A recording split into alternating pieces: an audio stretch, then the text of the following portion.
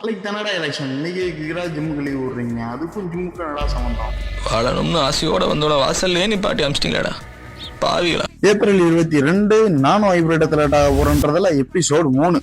காலையில எஞ்சதும் பிரேக்ஃபாஸ்ட் முடியறதுக்கு முன்னாடி நம்மளோட பிரைவசி ஒர்க்ஸை முடிச்சுட்டேன். அடுத்து கீழே போய் பார்த்தா நேத்து வச்ச குழம்பு இன்னைக்கு வச்ச குழம்பு நினைச்சு சாப்பிட்டா தான் மத்தியானம் புரோட்டீன் புதையல். நம்பினாதான் சோறு போடுன்னு தாத்தா சொன்னாரு, அதுல இருந்து நம்பிட்டேன். ரொம்ப நாள் கழிச்சு விஜய் சுத்து விளாக்ஸ் பார்த்து சிரிச்சேன். அது இந்த விளாக்ல தான்.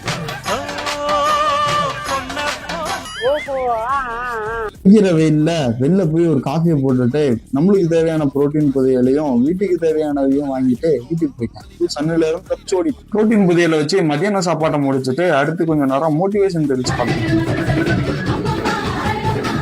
இதெல்லாம் தேவையா கோபி? பொம்பளை சோக்கு கேக்குதா கோபி?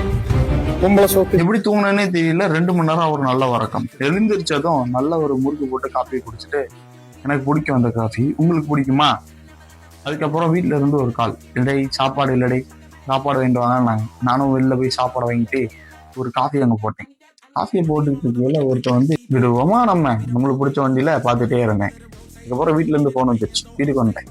வந்ததும் ஸ்கிரிப்டை முடிச்சுட்டு சாப்பிட்டுட்டு தூங்கிட்டேன். எபிசோடு 4ல சந்திப்போம்.